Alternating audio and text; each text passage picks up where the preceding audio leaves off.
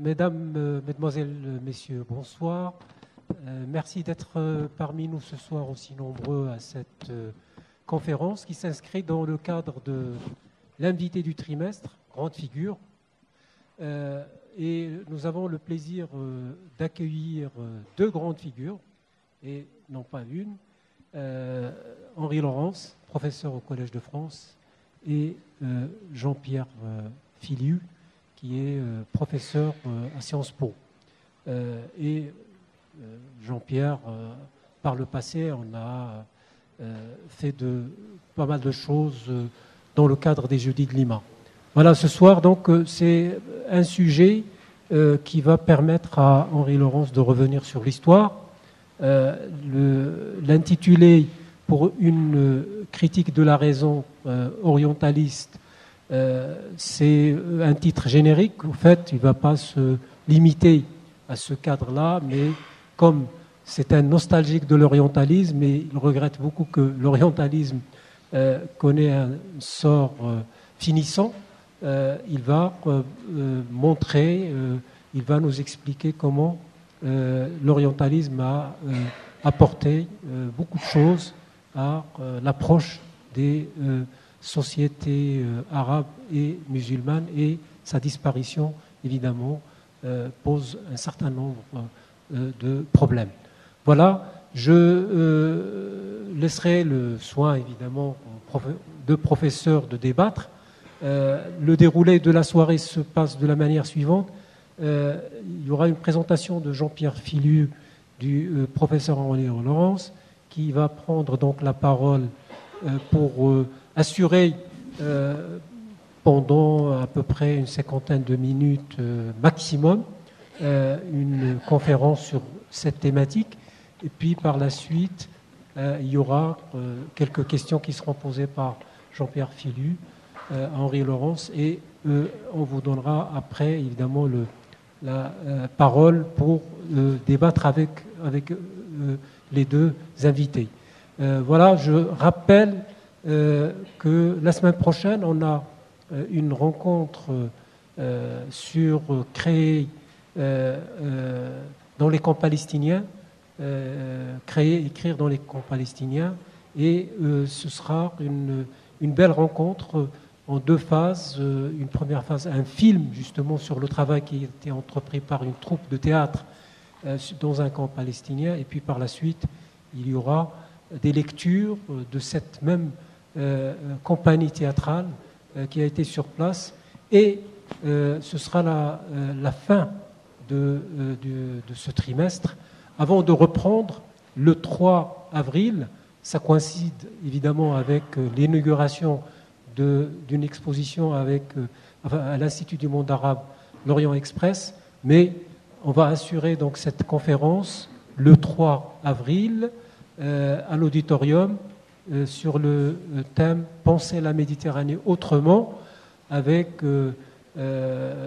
Hubert Védrine et Jean-Louis Guigou, et j'oublie le troisième intervenant.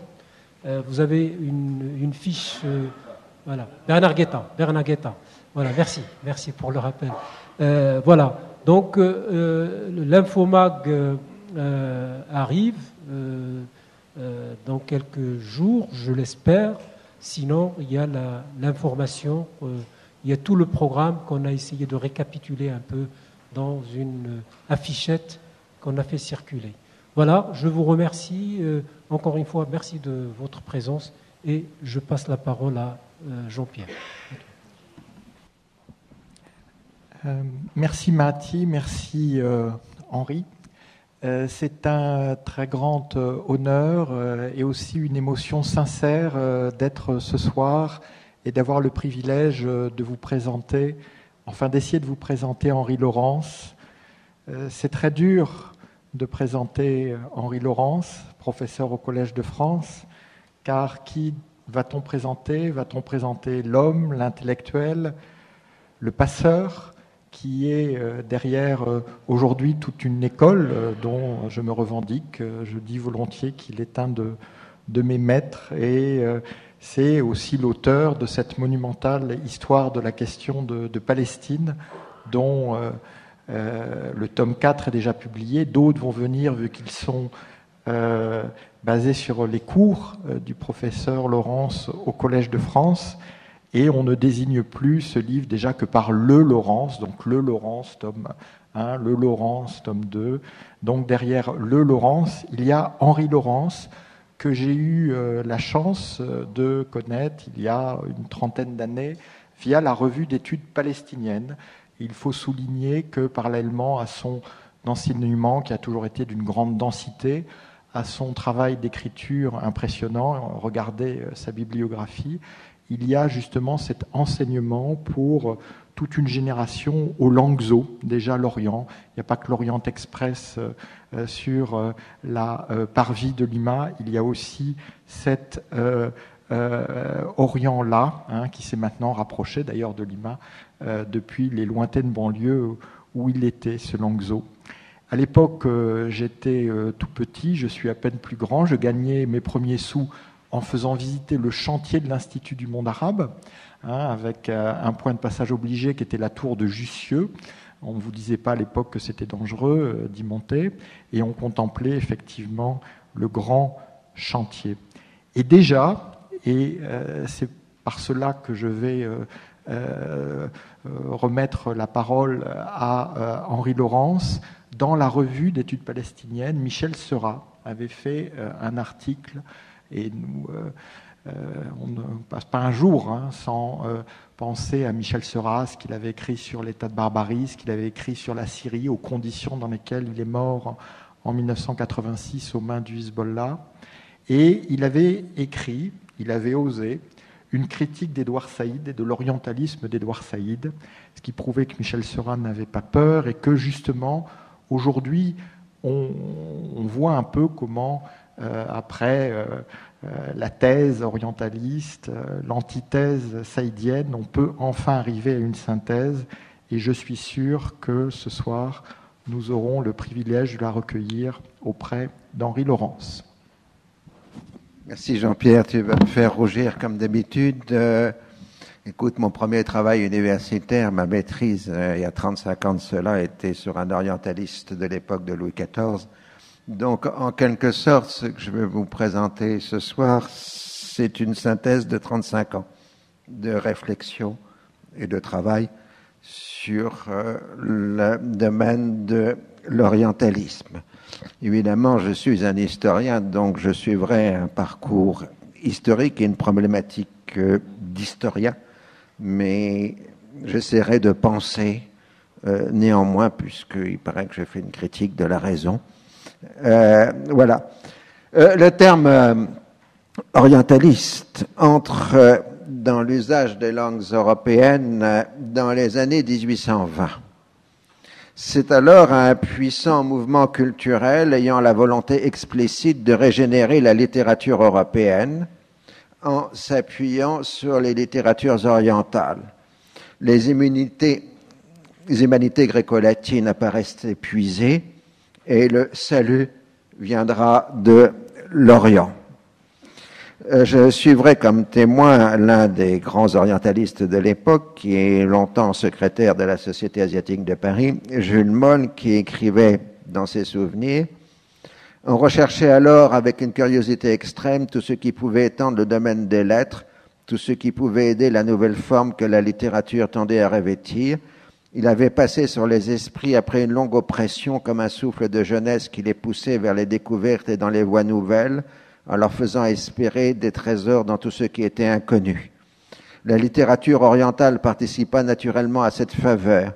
Elle était plus inconnue que toute autre.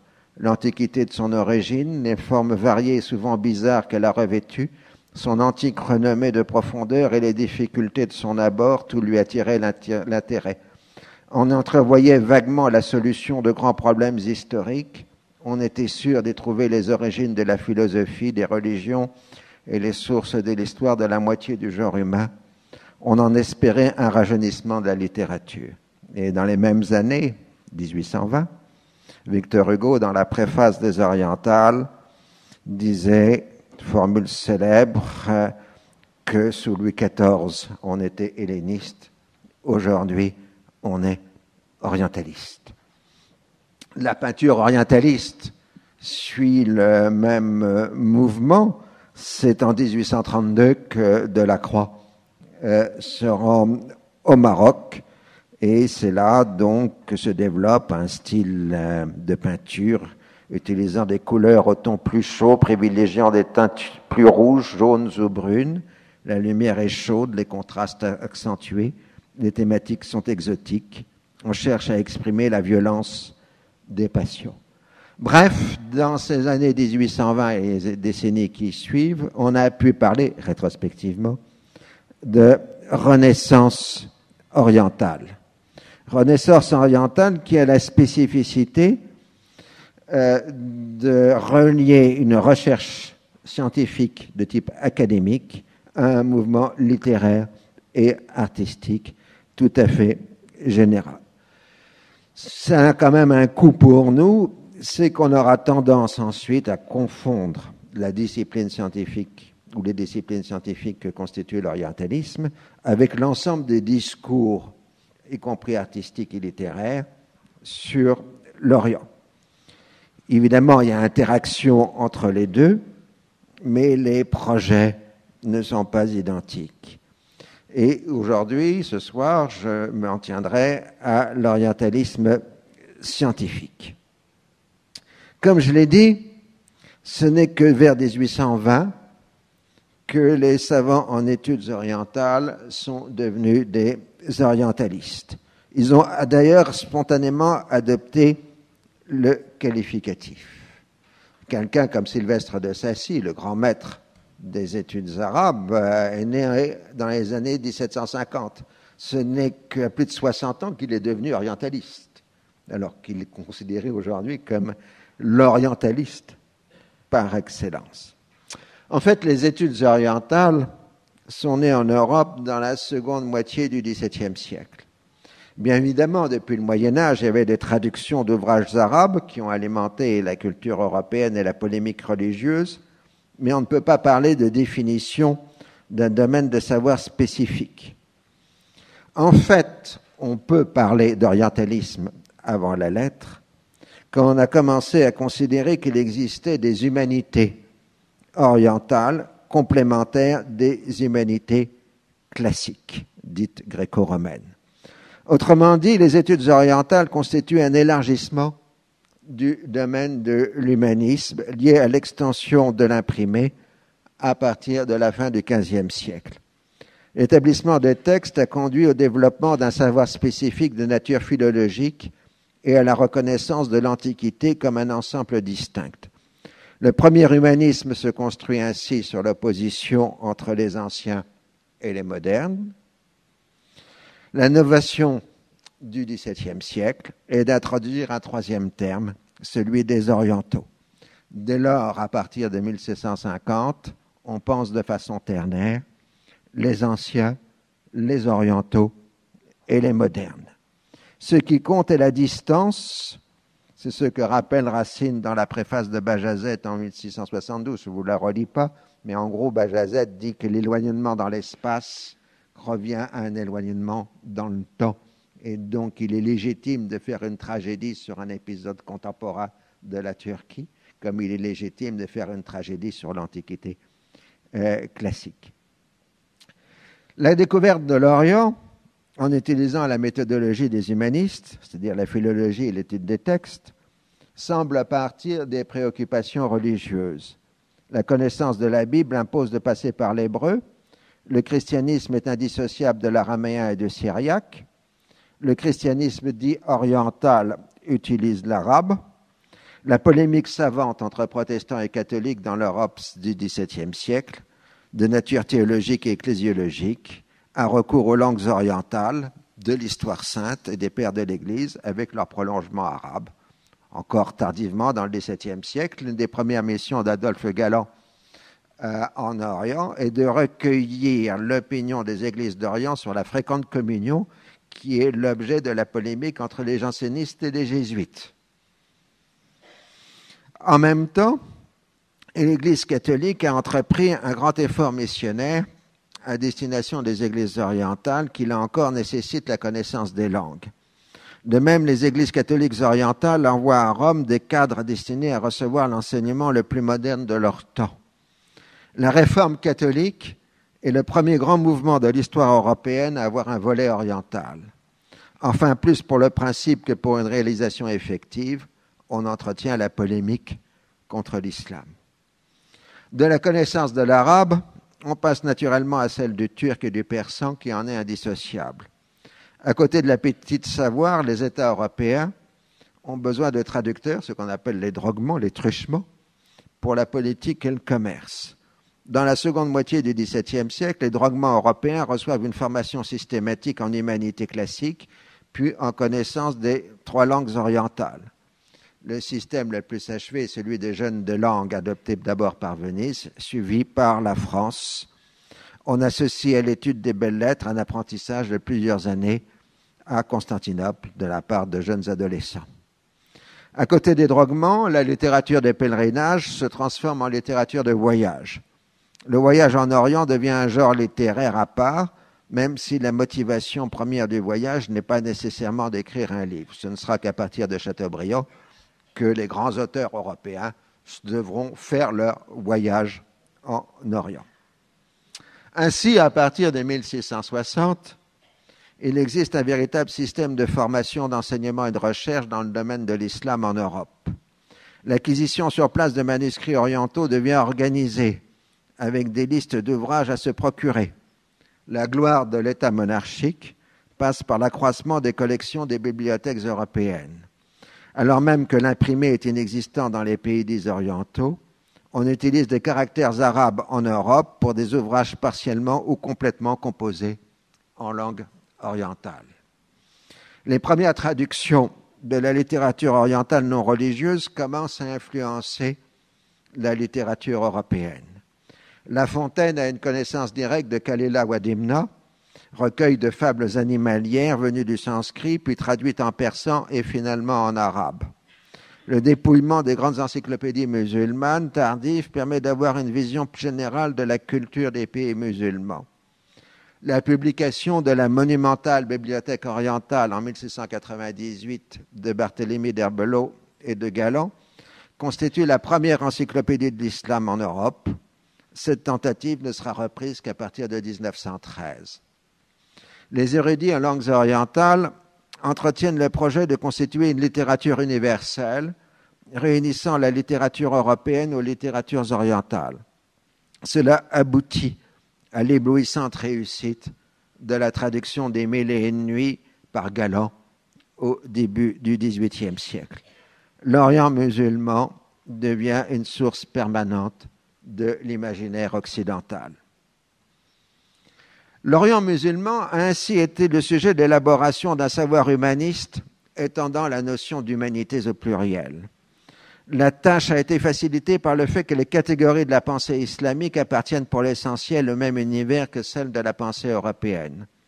La pensée grecque et l'histoire sainte forment un héritage commun en dépit de l'hostilité religieuse. Le monde de l'islam n'est pas fondamentalement autre pour l'Europe. En revanche, les missionnaires jésuites en Chine se trouvent dans un univers considérablement différent. L'action missionnaire doit prendre en compte l'histoire et la culture de la Chine. Cette première sinologie se heurte au redoutable problème des équivalences. On sait que trouver une traduction à la notion monothéiste de Dieu provoquera la fameuse querelle des rites. En dehors de la question théologique, la chronologie chinoise, qui propose une remontée dans le temps antérieure à la création du monde selon la Bible, pose la question de la crédibilité. Les libertins érudits s'en servent pour s'en prendre à la validité du texte biblique, dont les défenseurs contestent, eux, celle des sources chinoises. Et d'ailleurs, curieusement, ce sont les conservateurs qui ont raison et non pas les libertins. La connaissance de la Chine permet ainsi la constitution d'une Europe chinoise qui s'étend au-delà de l'érudition. Le commerce introduit de multiples objets chinois dans l'intérieur des milieux aisés européens. Une forme de sinomanie artistique se développe parallèlement à la sinologie. L'action missionnaire conduit aussi à l'ouverture au moins partielle et temporaire du Japon. Au début du XVIIIe siècle, on dispose ainsi d'informations encore sommaires, mais déjà riches sur ce que l'on appelle à proprement parler l'Orient, c'est-à-dire le monde non méditerranéen. Les relations de voyage et le commerce des Indes orientales fournissent aussi une connaissance croissante du monde indien, mais dont la culture profonde est peu connue. C'est par le biais du persan, alors langue de culture dans l'Inde du Grand Mogol, que l'on commence à constituer un savoir érudit sur le passé de l'Inde. C'est alors qu'arrivent les Lumières. Les Lumières veulent procéder à un inventaire raisonné des savoirs humains.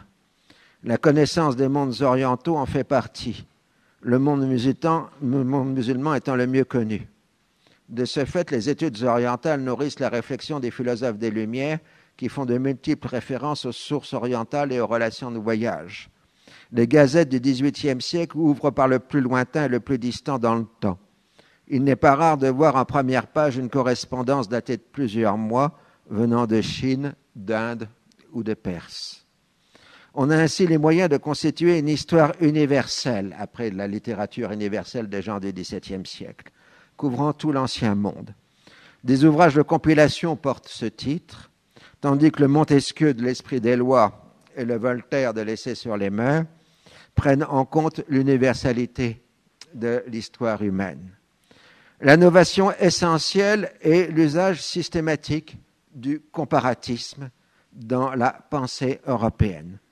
On s'en sert aussi bien pour démontrer la relativité des conduites humaines que pour en chercher les principes organisateurs. Le savoir érudit conduit à l'élaboration d'une science de l'homme, d'où sont issues nos actuelles sciences de l'homme au pluriel et de la société. Les études orientales fournissent des matériaux à cette réflexion sans l'apporter réellement. On le voit très bien dans la question du despotisme oriental qui implique une nature distincte des sociétés orientales par rapport à la société européenne. Sa motivation première est moins une vision dépréciative de l'Orient qu'une critique plus ou moins voilée de l'absolutisme monarchique. Le despotisme peut avoir des déterminations naturelles d'ordre climatique ou des déterminations historiques, théorie des invasions, théorie militaire. Jusqu'au milieu du XVIIIe siècle, il existe une sorte d'équilibre géopolitique dans l'ensemble eurasiatique. Les discours de supériorité qui pouvaient exister étaient avant tout de nature religieuse. Passé 1750, l'Europe commence à se placer en position d'hyperpuissance par rapport au reste de l'ancien monde. Les Britanniques entreprennent la conquête de l'Inde, tandis que l'éventuel partage de l'Empire ottoman devient un sujet majeur de politique européenne. À partir de 1780, la route des Indes unit ces deux questions géopolitiques, ce qu'on appellera au XIXe siècle la question d'Orient. La suprématie européenne s'accompagne d'une vision dynamique de l'histoire, celle du progrès. Pour mesurer ce mouvement, le passé de l'Europe et l'Orient d'aujourd'hui servent de point de repère. Autrement dit, l'Orient devient, dans le dernier tiers du XVIIIe siècle, un passé dans le présent. En même temps, l'Europe se dote d'une généalogie laïcisée, celle de l'histoire des sciences et des arts. Le premier parcours est méditerranéen, Égypte, Orient, Grèce, Rome, les Arabes, l'Europe. Il aura une longue postérité scolaire, c'est ce que j'ai encore eu quand je suis entré au lycée il y a environ près d'un demi-siècle. La dynamique européenne s'accélère avec la Révolution française. La régénération de la France puis de l'Europe doit s'étendre au reste du monde. Avec l'expédition d'Égypte, ce processus est défini comme celui de civilisation. Les peuples les plus avancés doivent civiliser ceux qui sont en retard. Si l'Orient est un passé dans le présent, l'Europe est maintenant le futur de l'Orient.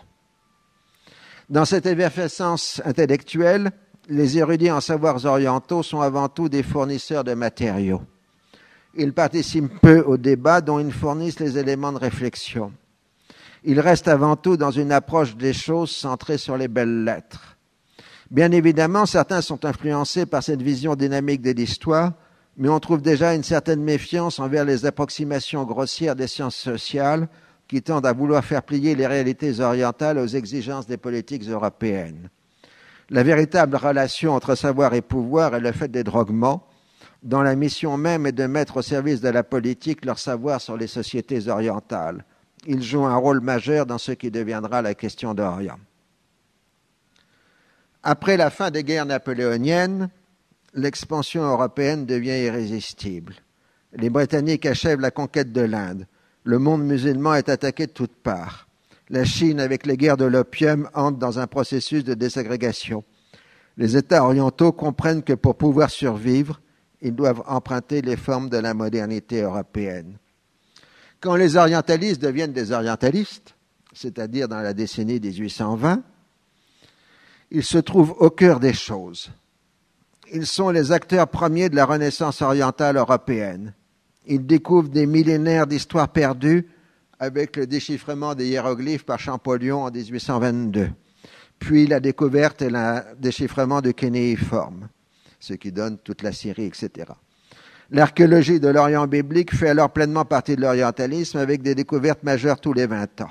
Égypte, Assyrie, Babylonie, Sumer, tous les 20 ans, une nouvelle civilisation orientale antique est découverte et surtout déchiffrée, parce qu'on entre dans sa langue.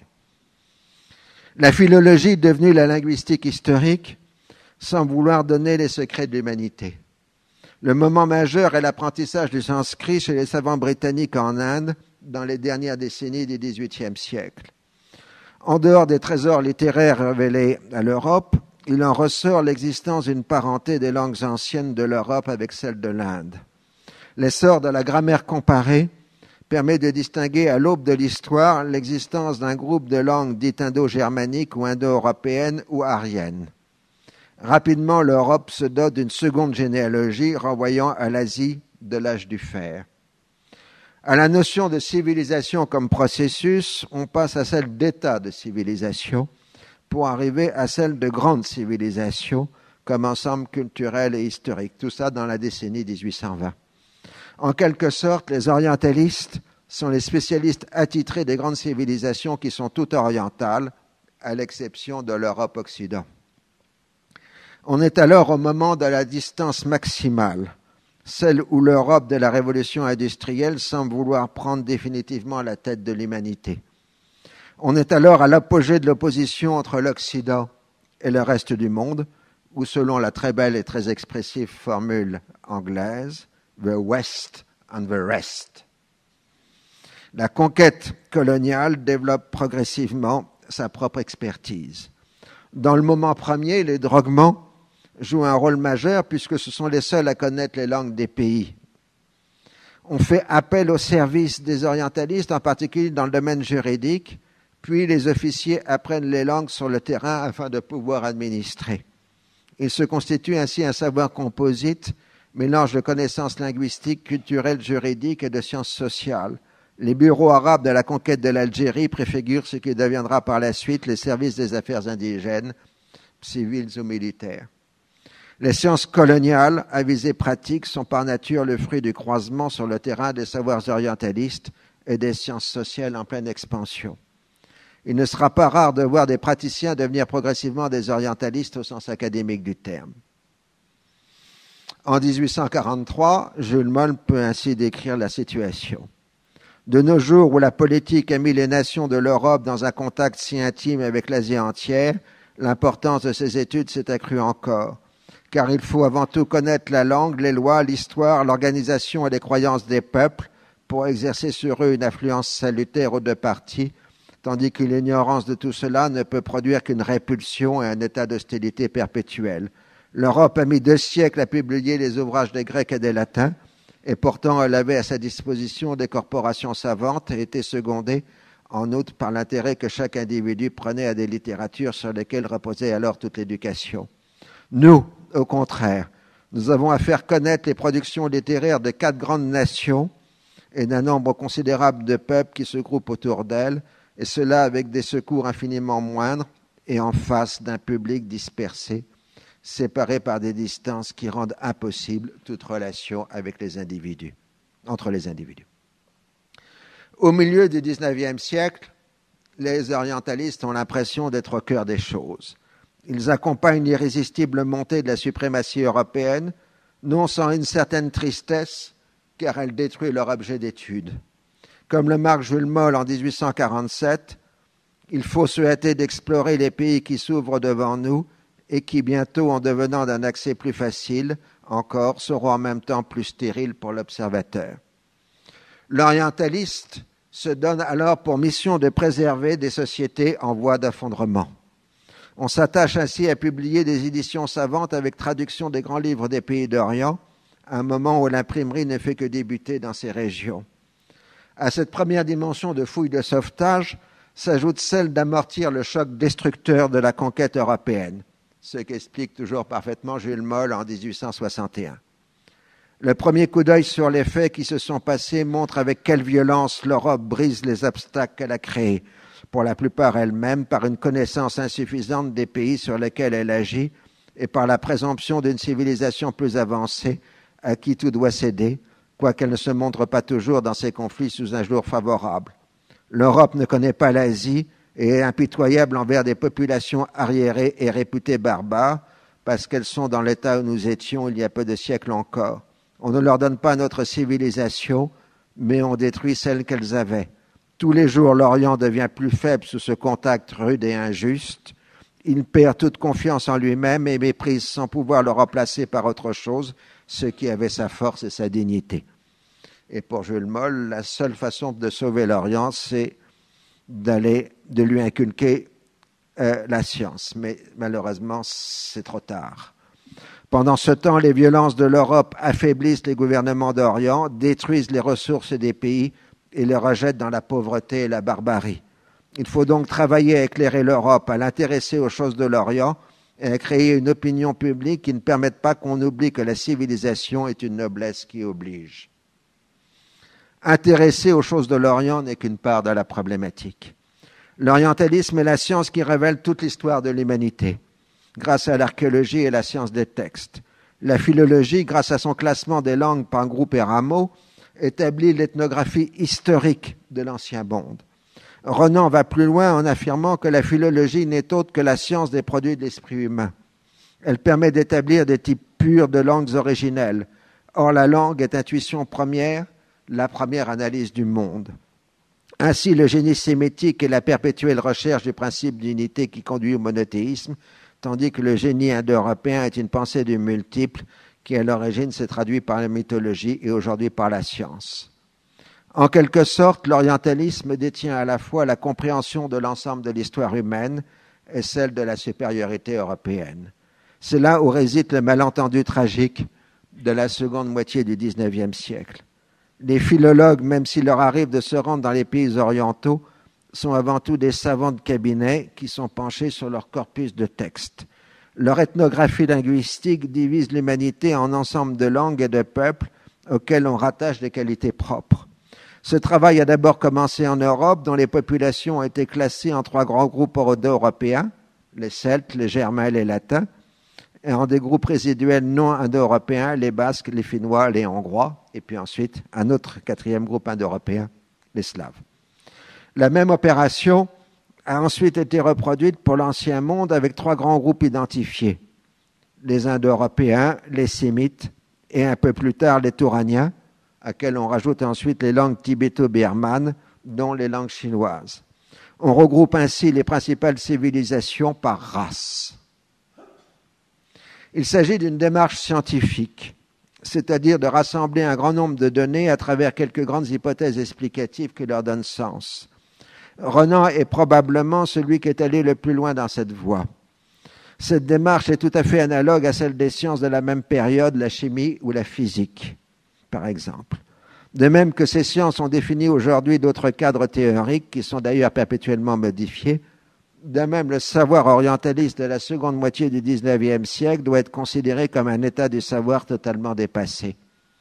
Le drame historique est que la classification hypothétique de l'orientaliste du XIXe siècle est à la fois tombée dans le domaine public et a été contaminée par l'anthropologie physique, ce à quoi s'étaient toujours refusés les orientalistes qui parlaient de formation culturelle et de mélange de population. Pour Renan, le fait de la race était immense à l'origine, mais se dissolvait à travers l'histoire par le fait antagoniste qu'était le processus de civilisation. Les notions d'Ariens, de Sémites et de Touraniens étaient ainsi des hypothèses de travail de quelques dizaines de savants de cabinet qui entretenaient entre eux une abondante correspondance dans la quête des origines. Après 1880, elles deviennent des catégories du discours public dans des sociétés qui entrent dans l'ère des masses. Renan, de cette époque, a entrevu le danger, mais il ne pouvait pas prévoir que l'opposition arien-sémite allait devenir une réalité juridique porteuse de mort moins d'un demi-siècle après son décès en 1892. L'orientalisme érudit alimente en permanence le savoir pratique des sciences coloniales, vers lesquelles convergent ainsi aussi les apports de l'ethnographie. Pour administrer, il faut connaître le droit et les coutumes des dominés et classer les populations en groupes et sous-groupes. Le fonctionnaire colonial juge et répertorie en permanence. En dépit de sa connaissance plus ou moins solide des langues indigènes, il dépend très largement de ses informateurs locaux dont les intérêts ne sont pas nécessairement les siens. Il lui faut établir ces titres de supériorité qui justifient à sa fois sa place et sa mission. Fardeau de l'homme blanc britannique et mission civilisatrice française sont des discours contradictoires puisque l'on doit à la fois rapprocher l'indigène du colonisateur et maintenir la distance indispensable pour le pouvoir. Pour se justifier, le discours colonial doit être un discours de la différence qui, en même temps, au moins dans sa finalité, en est aussi la négation. Là encore, les orientalistes fournissent les éléments du discours en réduisant à quelques grands traits les grands ensembles culturels, à qui en quelque sorte on définit des essences. À la fin du XIXe siècle, la tentation essentialiste devient de plus en plus attractive. Il existe une pensée chinoise, une civilisation indienne, une mentalité musulmane, irréductible au progrès de la civilisation occidentale. Le paradoxe est que l'apogée du discours de la différence correspond au moment où la distance commence à se réduire. Quand l'écart était maximal, c'est-à-dire au milieu du XIXe siècle, l'approche la plus commune était de penser que le processus de civilisation porterait rapidement ses fruits. Maintenant que les sociétés orientales se modernisent et commencent à disposer de cadres issus des universités occidentales et des premières universités locales, on se crispe dans la volonté de maintenir l'écart. La société coloniale et assimilée se structure dans une échelle de modernité. En bas, il y a les indigènes proprement dits, puis diverses catégories d'évolués pour aboutir aux dominants occidentaux. Ce sont les évolués qui constituent le principal danger parce qu'ils ont la capacité de contester la position des dominants. Les cadres coloniaux se défendent en faisant un procès d'inauthenticité à leurs nouveaux concurrents. Ils ont perdu leurs vertus originelles et ont acquis tous les défauts des Occidentaux sans leurs qualités intrinsèques. On leur refuse toute représentativité afin de délégitimer leurs revendications. Dans ce commencement du XXe siècle, les orientalistes se trouvent dans une position ambiguë. Ils sont attachés aux formes héritées du passé parce qu'elles sont proches de leur objet d'étude, la période classique de la civilisation dont ils sont les spécialistes, c'est-à-dire avant l'intrusion européenne. Ils aiment avoir des interlocuteurs qui parlent comme leurs sources écrites. En même temps, ils trouvent dans les évolués les produits de leurs propres études. L'orientalisme est avant tout une discipline historique. En s'appuyant sur les méthodologies des études historiques européennes, les orientalistes ont périodisé et structuré l'histoire des civilisations qu'ils étudient. Ils en ont aussi défini et classé les populations. Ils fournissent ainsi aux premiers contestataires de l'ordre colonial l'imaginaire historique nécessaire pour constituer un nationalisme. C'est en lisant les orientalistes européens que les Turcs découvrent l'histoire millénaire de leur peuple venu de l'antique Touran, que les Persans deviennent des Aryens, d'où l'adoption du terme Iran, que les Arabes apprennent qu'ils ont été porteurs de la civilisation qui a précédé l'Europe, et ainsi de suite. On sait par exemple que les Cambodgiens ignoraient encore, avant que les orientalistes européens découvrent encore au début du XXe siècle. L'immense prestige du passé glorieux devient l'assurance que l'on a les moyens de restaurer son indépendance. Les idéologies nationalistes anticoloniales sont les héritières directes de l'orientalisme européen. Il suffit d'infléchir quelques traits pour disposer d'armes de combat prêtes à servir. Tous les matériaux nécessaires pour procéder à des inventions de la tradition sont fournis. Dans le système colonial, Les orientalistes sont en général proches des milieux réformateurs qui cherchent à l'aménager sans le remettre en cause. La Première Guerre mondiale, avec la mobilisation de toutes les énergies pour défendre la patrie en danger, accélère leur transformation en experts. Ils deviennent les conseillers du prince dont les avis sont souvent écoutés. La France va plus loin dans ce sens en créant sous le nom de politique musulmane une islamologie appliquée correspondant aux besoins de l'empire colonial. Ceux qui deviennent des experts se rapprochent des sciences sociales qui sont indispensables pour aborder le temps présent, ce qui introduit une tension croissante avec les orientalistes restés classiques. Il existe maintenant deux filières distinctes. La première comprend ceux qui sont venus à l'Orient par l'étude des langues et littératures. La seconde a d'abord commencé par acquérir un savoir disciplinaire en sciences humaines et sociales et ensuite des compétences linguistiques. Les deux groupes se font souvent des procès d'incompétence. Les orientalistes proprement dits se targuent de leur longue familiarité avec les langues et les textes pour défendre ce qui est pour eux un discours vrai, c'est-à-dire le discours que la société de leur objet d'étude tient sur elle-même, sans voir nécessairement que ce discours a pu être aussi façonné par leurs prédécesseurs. Les nouveaux venus se vantent d'avoir un vrai discours critique grâce aux sciences sociales et se font accuser par les autres de ne pas connaître les langues et les cultures et d'appliquer mécaniquement des catégories valables seulement pour la société occidentale. Inutile de vous dire que ça continue encore aujourd'hui. L'orientalisme contesté. Après la Seconde Guerre mondiale, l'orientalisme sera soumis à diverses formes de contestation au point de devenir une injure. Il est vrai que les progrès de la connaissance rendent de plus en plus difficile la maîtrise de plusieurs langues orientales et d'un domaine de texte s'étalant sur des siècles voire des millénaires. Même l'orientalisme classique doit entrer dans la voie d'une plus étroite spécialisation chronologique et linguistique. La philologie et la grammaire comparée cessent d'être des disciplines reines pour céder la place à la linguistique synchronique qui engendre le structuralisme. La première contestation vient des marxistes, fort en vogue à partir de l'après-guerre.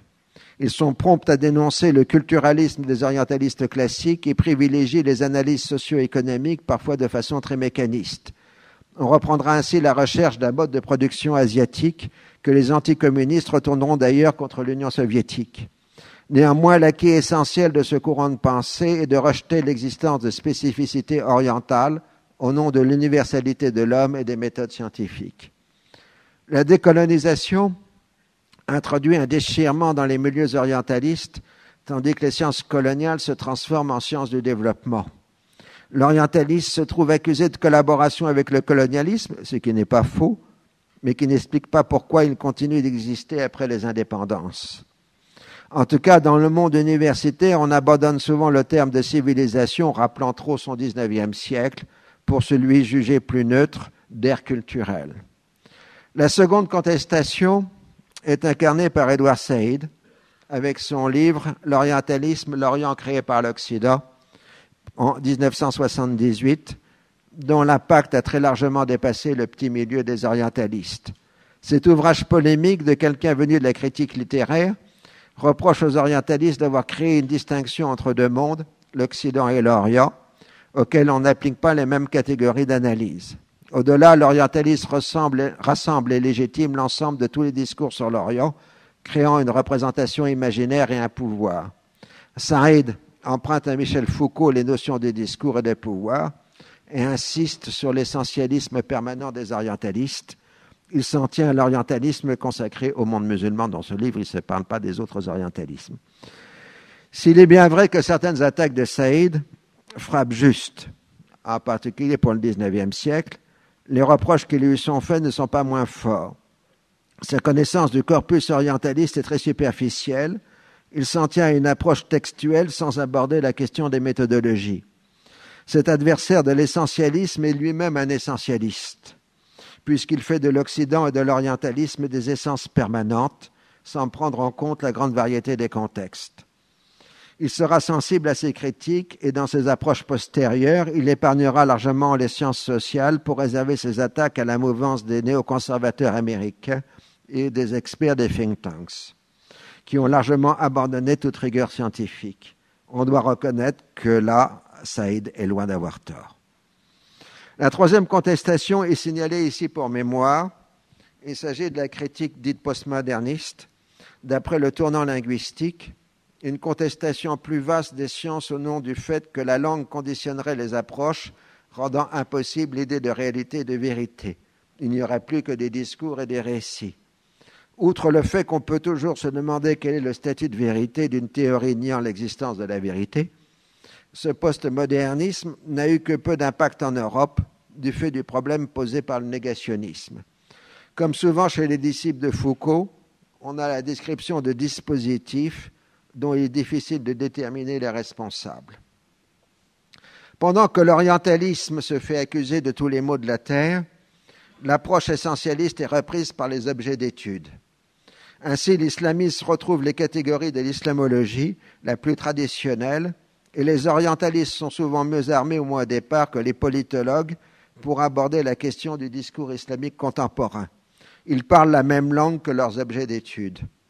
De façon plus générale, le nationalisme essentialiste du BJP en Inde, le discours sur les valeurs asiatiques dans le monde chinois et l'insistance sur l'authenticité un peu partout dans le monde anciennement colonisé correspondent plus à une reproduction de l'orientalisme tel qu'il est défini par ses contestataires que ce qu'il est réellement.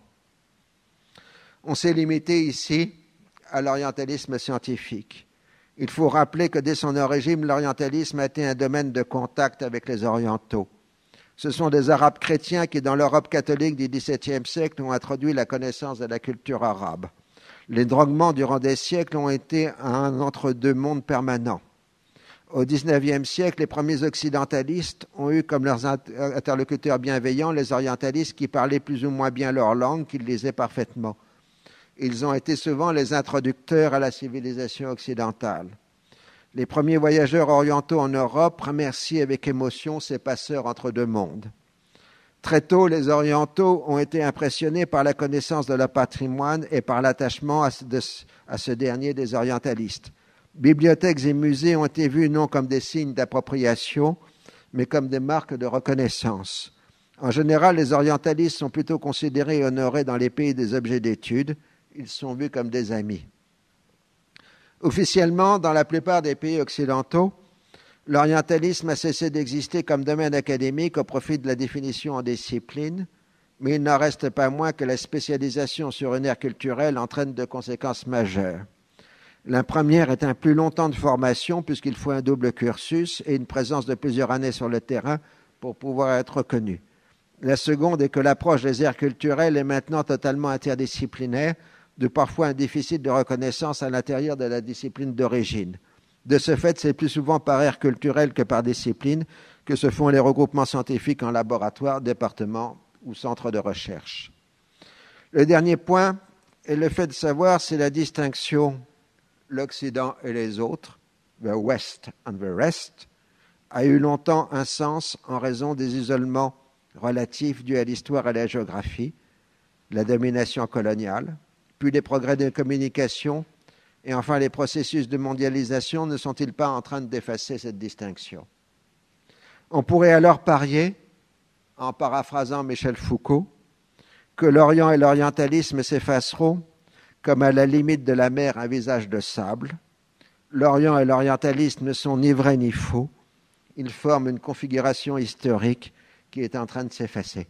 Je vous remercie.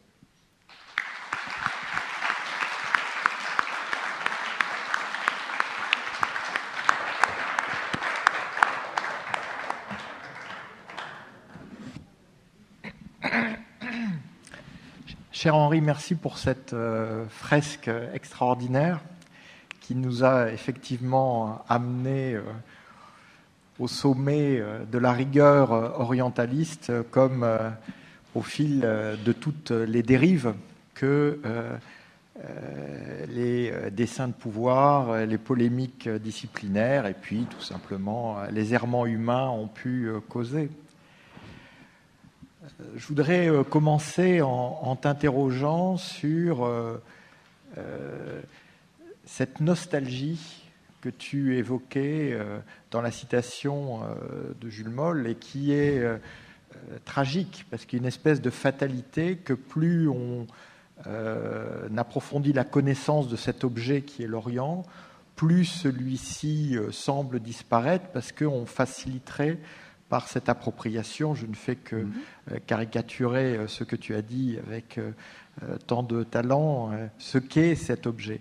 Est-ce qu'aujourd'hui, on n'a pas ce désenchantement orientaliste qui se répand dans la discipline et au-delà et c'est vrai que, bon, on ne va pas parler des ruines, hein, qui maintenant parsèment cet Orient qui nous est si cher, entre l'invasion américaine de l'Irak et la guerre de Syrie, et qu'effectivement cette idée des fouilles de sauvetage culturel, intellectuel, civilisationnel, et cette urgence à laquelle on peut être confronté face à un monde qui disparaît, y compris pour les premiers intéressés, c'est-à-dire les orientaux qui le voient s'effondrer sous leurs yeux.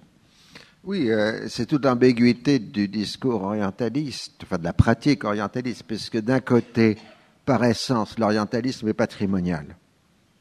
Il s'agit de maintenir, de conserver, d'étendre un patrimoine de connaissances, d'objets, de culture, etc. Et de l'autre, on est l'acteur de la transformation de ce patrimoine dans un processus historique complexe que l'on peut définir éventuellement par échelle successive, qui est à la fois ce que j'appellerais la strate du bas, l'impérialisme, avec tout le côté destructeur que comporte l'impérialisme. Au niveau suivant, c'est la globalisation, la mondialisation, qui fait que l'échelle d'un pays cesse d'être une échelle vivable, parce qu'on est maintenant à l'échelle du monde. Et puis, le troisième niveau, qui est celui de l'universel. Et en ce sens-là, l'orientalisme se retrouve dans les trois étapes, entre l'impérialisme, la mondialisation et l'universalisation. Et je pense que l'universalisation met fin à l'orientalisme, puisque grossièrement, on continuera à avoir des Français qui apprendront le chinois ou le japonais ou l'arabe et qui feront des productions savantes, mais on a là. Tout à l'heure, j'étais au collège et on parlait d'une distinction qu'on offrait à un collègue japonais qui est spécialiste des Mérovingiens de Grégoire de Tours. Donc aujourd'hui, il y a des occidentalistes qui sont d'un niveau scientifique équivalent à nos orientalistes et qui vivent dans ces sociétés ex-orientales. Mais je crois surtout que ces gens des 19e siècle, ils ont le sentiment de la catastrophe. C'est une société qui est en train d'être détruite, qu'ils ont devant eux. Jules Moll le dit texto quand il apprend l'ouverture du Japon par les Américains. On dit, ça y est, la civilisation japonaise va mourir. Alors en même temps, on voit bien dans ton propos la dialectique permanente entre l'essentialisme et un orientalisme qui, lui, est scientifique et donc est anti-essentialiste, qui au contraire construit en permanence son objet dans le rapport à l'histoire, dans la profondeur historique, donnant ainsi aux sciences sociales les moyens de l'appréhension, de la compréhension et donc de l'approfondissement. Mais on voit aussi ce jeu de rôle, et c'est assez savoureux comment tu le décris, comment les essentialistes d'Orient trouvent aujourd'hui leur meilleur non seulement interlocuteur, mais partenaire dans la construction d'une altérité qui se voudrait effectivement difficilement conciliable ou peut-être dialogante. Hein. On se rappelle les débats sur le dialogue des civilisations, comme si les civilisations pouvaient dialoguer entre elles, ce qui, à mon avis, est aussi absurde et aussi dangereux que les guerres de civilisation. Mais ça, c'est un autre débat qui nous dépasse. Mais sur cet essentialisme aujourd'hui, où en verrais-tu les effets les plus négatifs, corrosifs pour tout simplement l'intelligence, la compréhension? Pour bien expliquer le propos, c'est un souvenir de jeune chercheur, puisque moi, on m'avait éduqué dans mes études sur le monde arabe, sur le nationalisme arabe, et c'est donc en débarquant dans la seconde moitié des années 70 dans les pays arabes que j'ai découvert l'islamisme que mes maîtres avaient oublié de me signaler. Et à dire vrai, mes maîtres, il y avait des savants islamologues qui dissertaient sur Ibn Taymiyya ou à la rigueur sur Rachid Rida, mais c'était des exercices totalement académiques. Et avec quelle joie, brusquement, ils ont vu les Arabes, les musulmans, commencer à utiliser les catégories du discours sur lesquelles ils travaillaient, eux, depuis des décennies. Si on reprend les écrits des gens entre 1975 et 1985, je ne citerai pas de nom ici, on est extrêmement frappé comment brusquement cette islamologie, qui était, soyons sérieux, assez poussiéreuse, est devenue brusquement totalement à la top. Tendance. Et puis, au-delà, ceux qui tiennent un discours orientaliste aujourd'hui, ce sont les orientaux. Pour refuser le danger que comporte l'universalité des droits de l'homme, on définit des authenticités culturelles qui sont autant des restrictions aux libertés, on fait de l'orientalisme au sens d'Edouard Saïd. C'est ce que font les nationalistes hindous du BJP, ce que font les gens de Singapour ou de la Chine au nom des valeurs asiatiques, ce que font évidemment les islamistes et de façon plus générale les mouvements musulmans conservateurs, c'est d'insister sur une essence de leur société qui ferait qu'un certain nombre de normes seraient d'essence occidentale, donc non transportables chez eux. Mais il s'agit toujours de liberté. Tout à fait. Et donc tu as aussi souligné comment les truchements fonctionnent dans les deux sens, alors que très souvent on les a là aussi caricaturés comme n'étant que des relais unilatéraux. Et comment donc ces droguements, ou pour employer un terme plus noble ou plus science sociale aujourd'hui, ces médiateurs culturels ont permis aux deux mondes de mieux se connaître, mais aussi ont joué un rôle de passeur. Est-ce que aujourd'hui, quelle est la réflexion que tu porterais sur parce qu'on parle de sanglots de l'homme blanc, mais sanglots du truchement, c'est quelque chose aussi. Le truchement, tu sais, donc le droguement, du grec dragoménos, qui a donné terjoman en arabe, puis droguement en français, et truchement. Il faut rappeler que le droguement portait un costume oriental. Il avait une robe orientale dans son emploi professionnel, et il a porté la robe orientale jusqu'à 1850, où il passe ensuite au complet veston, en même temps d'ailleurs que ses objets d'études. Ils passent tous les deux à la redingote au milieu du XIXe siècle, et on peut le regretter. Autre chose sur laquelle les études sur l'orientalisme aujourd'hui insistent, ce sont les informateurs. Et ça, c'est des gens qu'on a totalement négligés. Parce qu'on voit toujours les orientalistes de cabinet avec leurs dictionnaires, etc., éplucher les langues et tirer des conséquences. Mais en fait, autour des orientalistes, il y a en permanence des orientaux qu'on appelle, à défaut d'autre chose, des informateurs. Et ces informateurs, c'est la même chose d'ailleurs pour l'ethnologie et l'anthropologie, façonnent très largement le discours des orientalistes sur les orientaux eux-mêmes, parce que c'est eux qui donnent les informations, qui expliquent comment les choses se font, etc. Et plus l'orientaliste vient sur le terrain, plus il dépend de ces informateurs.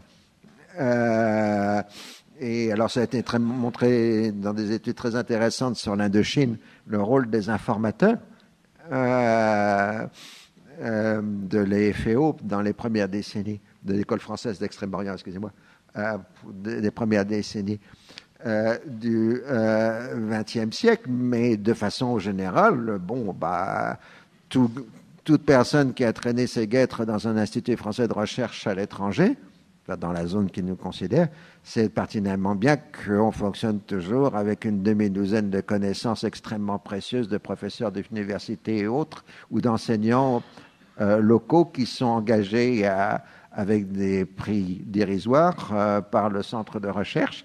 Et dès qu'on a un problème, qu'est-ce que ça veut dire ça? Qu'est-ce que c'est ça? Il est là pour t'apporter la solution.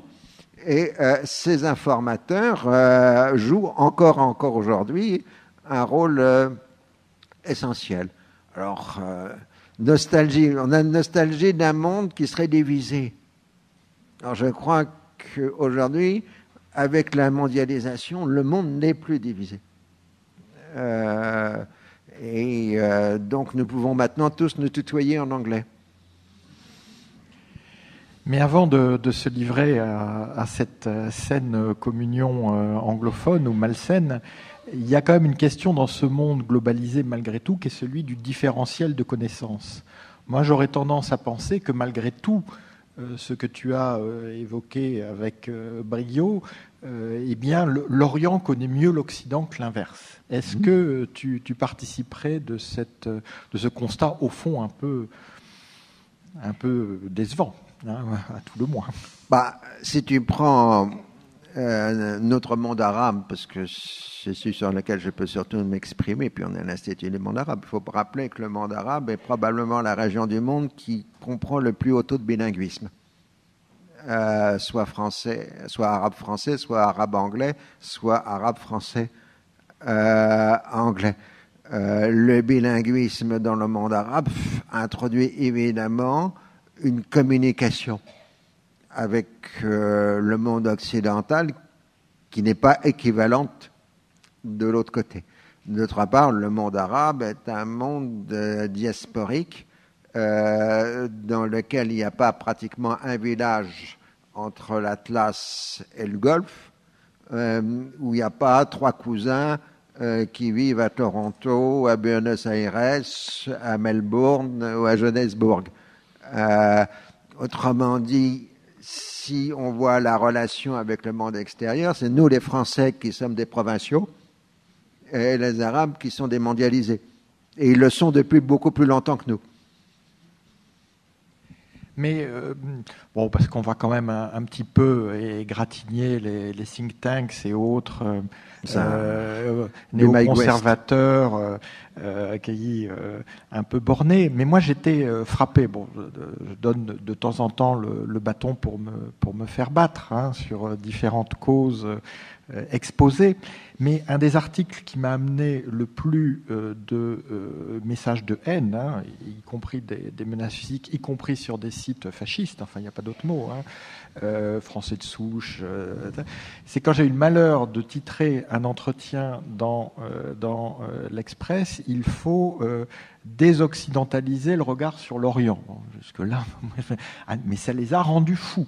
Donc il y a quand même bon, on parle de l'Orient, mais c'est jamais que le négatif, mais la sacralisation de l'Occident, ça devient grave ces derniers temps, pour parler quand même un peu pudiquement. Moi, récemment, à un salon du livre, bon, je me suis levé, je suis parti, parce que j'étais à côté d'un occidentaliste fanatique qui était absolument incapable de me dire ce qu'était l'Occident, mais qui savait qu'en revanche, moi, j'étais un horrible oriental, et qui mélangeait en permanence les catégories civilisationnelles, géographiques, vu qu'il me disait l'Occident, ça va jusqu'à l'Oural.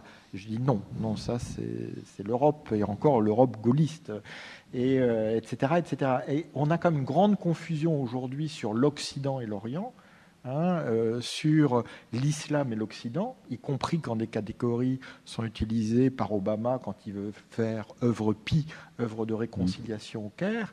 Et on voit bien que dans tout ça, on patauge quand même dans une confusion intellectuelle assez regrettable. Oui, mais c'est la faute aux orientaux largement. C'est-à-dire, dans la mesure où ils réapprennent les catégories du savoir orientaliste, au moins dans leur caricature, ils le réimposent comme fait discours ou ils le revalident. Les néoconservateurs et les islamistes étaient tout à fait d'accord pour parler du clash of civilization. De ce point de vue-là, il ne peut pas y avoir qu'une seule culpabilité. De cela, moi, je pense que l'on va inexorablement, dans la seconde moitié du XXIe siècle, dans un vaste monde dominé par une gigantesque classe moyenne qui consommera les mêmes produits, que ce soit en Europe, en Asie ou en Afrique, ou en Amérique, parce que de toute façon, partout on fera de l'aïkido, on mangera de couscous. Il ne me dit pas ce qu'on écoutera comme musique, parce que je veux encore espérer dans l'avenir de l'humanité. Bon, je sais, tu es beaucoup plus compétent que moi, mais nous attendons ton grand livre sur le rap arabe. Donc sur cette perspective radieuse d'un avenir de classe moyenne globalisée et heureuse, de consommer avec des marqueurs culturels qui pour le coup lui seront propres, mais où je pense qu'on peut ouvrir le débat avec la salle. La parole est à vous. Donc plutôt pour des questions que pour des prises de position, pour que justement la parole puisse circuler et que l'échange et le dialogue puissent se dérouler. Alors, il y a un micro qui va venir vers vous. On va prendre 3 questions. On va faire un petit... Pourrait-on dire, pour paraphraser l'existentialisme est un humanisme, que l'orientalisme est en partie un humanisme? Je peux répondre tout de suite.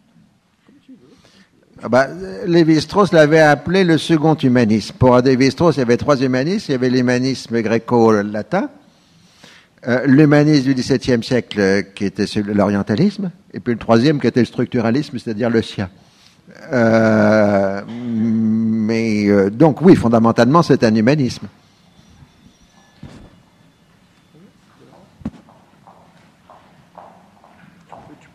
Oui, non, c'est parce que la séquence est mais on peut répondre par flux. Moi, j'ai 2 questions. La première qui vous est adressée consiste à expliquer si l'éducation, dans les réformes de l'éducation dans les pays, devant cette globalisation envahissante, les menaces d'un recul de l'enseignement des humanités, est-ce qu'à travers l'éducation, on peut créer un monde meilleur, essayer de réhabiliter certaines notions qui se perdent actuellement?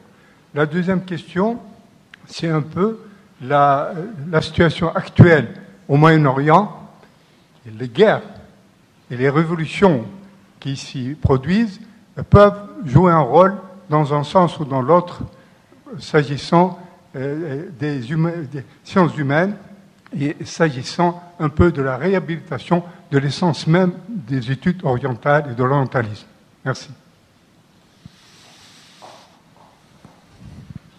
J'aurais du mal à vous répondre parce que c'était un peu loin de mon propos principal. Si on prend l'évolution de l'armée américaine dans la guerre d'Irak, au bout de 3 ans, ils ont fait venir des anthropologues qui étaient très heureux d'avoir des postes parce qu'ils n'en avaient pas en fac aux États-Unis. Et maintenant, ils ont une meilleure connaissance de la société irakienne.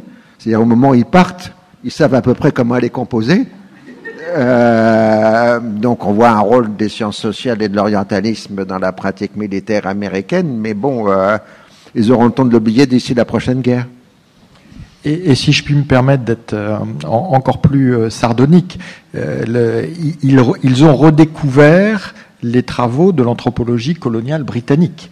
C'est-à-dire qu'ils ont reconstruit, et on voit d'ailleurs le désastre aujourd'hui en Irak, c'est-à-dire qu'ils ont reconstruit l'Irak des années 30, avec des chiites, des sunnites, des kurdes, des tribus, des notables, etc. Et on le sait, parce qu'on a les témoignages, que parfois ils arrivaient dans les villages, ils sortaient le guide. Alors effectivement, au bout de 3 ans, c'est-à-dire les 3 ans avant, ils avaient bombardé, ils avaient pillé, ils avaient mis à Abu Ghraib, etc. Mais au bout de 3 ans, ils arrivent avec un droguement, et ils demandent c'est qui le chef de la tribu Abu Ghraib. Et les gars disent mais c'est pas les Abu Ghraib ici, il y a plus d'Abu Ghraib. Et ils recréent les Abu Ghraib. Ils les recréent. Donc généralement, avec, excusez-moi l'expression, le plus taré du coin, parce que l'Abu Ghraib avait été éliminé depuis longtemps. Donc ils vont chercher il y a Abu Ghraib là-bas. Oula, mais celui-là, on fait attention à lui. Ah bah très bien, tout le monde fait attention à lui, on va le mettre chef de village. Donc on voit une reconstruction qui est affolante par la modernisation sans les instruments intellectuels d'une anthropologie de type colonial. Et en Afghanistan, alors là, j'ose même pas en parler.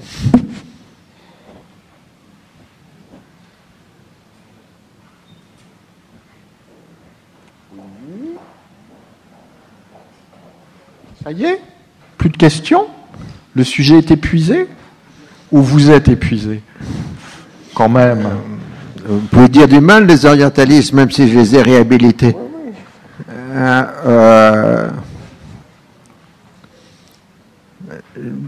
Jean-Pierre est témoin que depuis 20 ans dans le cercle académique, je passe mon temps à supplier mes collègues de cesser de s'injurier en se traitant d'orientalistes. Pour moi, c'est un signe d'honneur. Et j'ai quand même réussi à en convertir quelques-uns, mais j'ai mis du temps. Il m'a fallu 6 ans pour que Olivier Roy cesse de traiter ses collègues d'orientalistes.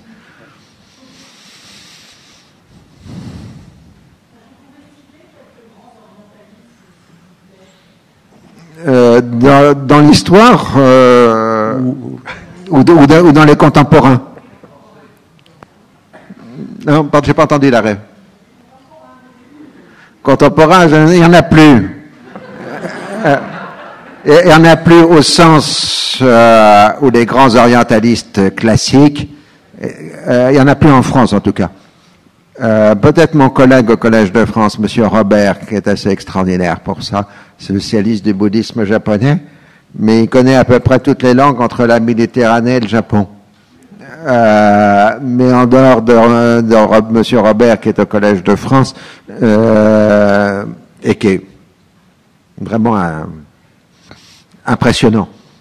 Je pense qu'il n'y a plus ces gens qui avaient la maîtrise de dizaines de langues orientales, qu'ils étaient capables de lire des textes de 3000 ans avant Jésus-Christ, en même temps que la Gazette de la veille, et qui avaient donné l'impression d'avoir tout lu dans une langue ou une littérature étrangère. Ça existait, mais je crois que ça n'existe plus, à l'exception de Monsieur Robert. Très bien. Mais encore, il y a une question voilà. là. Dès qu'on dit qu'on va fermer le banc, les questions se réveillent. Alors, Là-bas. oui.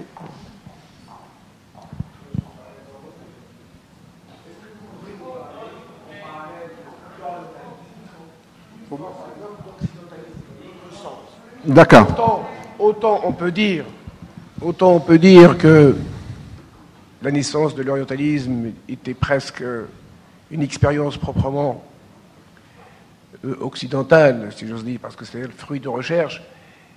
Autant l'occidentalisme est traversé par ces études même de l'orientalisme. Cet orientalisme a plus ou moins alimenté l'imaginaire de l'occidentalisme et étudié de l'autre côté.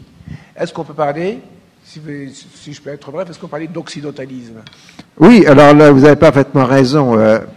Ce serait très intéressant parce qu'on perçoit d'un côté, parce qu'on est assez fourni en documentation. Bernard Lewis, qui est assez prototype d'un orientaliste assez classicisant et vraiment parfois aux conséquences catastrophiques, avait expliqué qu'il n'y avait pratiquement pas d'occidentalisme avant le 19e siècle. À mon avis, il a totalement tort. Parce qu'il n'a pas saisi un phénomène essentiel. C'est que pour ce qui nous concerne, donc le monde arabe est dans la culture des manuscrits jusqu'à l'horizon 1800, et même un peu plus, puisque les premières imprimeries sont à Istanbul en 1790, et ensuite dans le monde arabe, en dehors des arabes chrétiens, à partir de 1820-1830. Donc, dans la culture des manuscrits, certes, l'écrit circule, mais vous ne pouvez pas écrire, vous n'écrivez plus exactement qu'à destination de 10, 15 ou 20, 25 personnes. Vous ne faites pas un livre pour 500, pour 1000, pour 10 000, pour 100 000 personnes. Donc, dans la culture des manuscrits, ce qui compte, c'est l'oralité. Or, entre le XVIe ou même le XVe siècle et le XVIIIe siècle, le monde arabe et musulman a été une gigantesque pompe aspirante d'Européens qui ont été appelés à venir dans les pays musulmans en se convertissant à l'islam, à qui on donnait des positions le plus souvent très intéressantes, ce qu'on appelait les renégats. Et les renégats, par dizaines de milliers, ont été sur toutes les rives de la Méditerranée. Or, si les renégats étaient prisés dans les sociétés arabes et musulmanes, c'était parce qu'ils apportaient des connaissances, des savoirs et des techniques dont les pays arabes et musulmans savaient déjà qu'ils ne les contrôlaient pas, au moins totalement. Donc, ces renégats ont laissé peu de traces écrites. Parce qu'en général, ils ne s'exprimaient pas par écrit parce qu'ils ne connaissaient pas les langues ou un niveau de langue suffisant pour la pratique de l'écrit. Et ce qui montre bien qu'il existait un occidentalisme, c'est l'existence d'une langue commune en Méditerranée qui est la lingua franca. Et donc, en lingua franca, les deux mondes ont communiqué en permanence, au moins du 15e au 18e siècle. Je dis du 15e parce que c'est même probablement antérieur, mais c'est à partir du 15e qu'on a une certaine connaissance du milieu des renégats.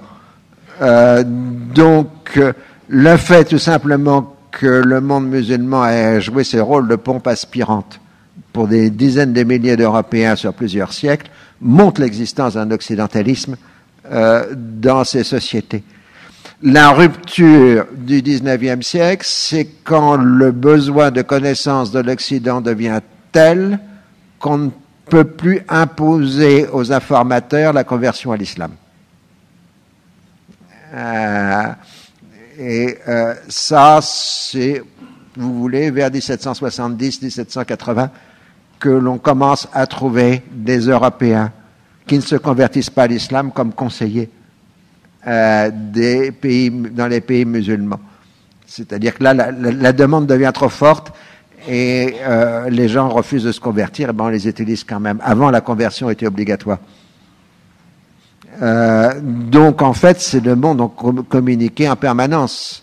Mais simplement, si on fait une opposition, ce serait de dire que les orientalistes européens fonctionnaient dans un monde de l'écrit, tandis que les occidentalistes musulmans fonctionnaient dans un monde de l'oral.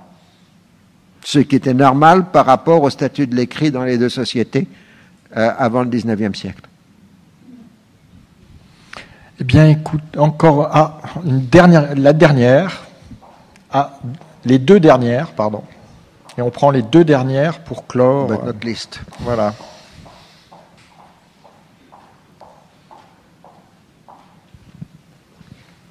Vous avez dit que La Fontaine avait un accès direct à Khalil wa Dimna dans le texte. Est-ce à dire qu'il connaissait la langue arabe? Non, mais il avait dans son entourage immédiat des orientalistes qui lui traduisaient quasiment en direct Khalil wa Dimna. Il semble que ce soit d'Herbelot de Molinville, qui est dans le même cercle de Fouquet, vers 1660, l'auteur de la Bibliothèque orientale, qui introduisent directement La Fontaine à la lecture de Khalil wa Dimna.